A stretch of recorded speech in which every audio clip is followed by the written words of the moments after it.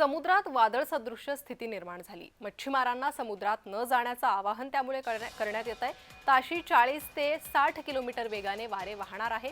शेकडो नौका देवगड बंदरात दाखल झाल्या आहेत। समुद्रात वादळसदृश्य स्थिती आहे। ताशी 40 ते 60 किलोमीटर वेगाने वारे वाहणार असल्यानं मच्छीमारांनी समुद्रात जाऊ नये असा इशारा हवामान विभागानं दिला।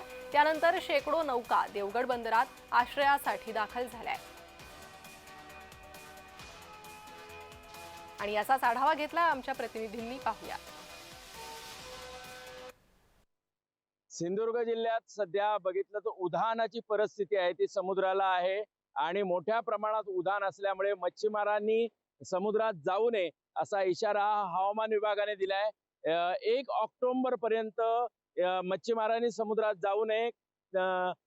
ताशी 50 ते 60 किलोमीटर वेगाने वारे वाहतील समुद्र किनारपट्टी भागात। आता मी वेंगुर्ले येथे आहे आणि वेंगुर्ले येथील समुद्र किनाऱ्यावर बघितलं तर मोठ्या प्रमाणात ज्या लाटा आहेत त्या किनारे येऊन धडकत आहेत। सध्या मासेमारी बंद असल्यामुळे सर्व ज्या मच्छीमारांनी होड्या आहेत त्या किनारी ठेवलेल्या आहेत सुरक्षितपणे। अशी स्थिती संपूर्ण सिंधुदुर्ग जिल्ह्यात आहे।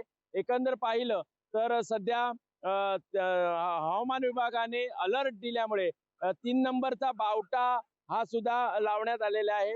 या मच्छीमार बांधवातून मागणी होते की ज्याप्रमाणे तुम्ही पावसामुळे नुकसान झाल्यानंतर मदत करता तशीच मदत आम्हालाही करावी अशी मागणी जोर धरताना दिसते। सुरेश कोलगेकर, जय महाराष्ट्र, वेंगुर्ले, सिंधुदुर्ग।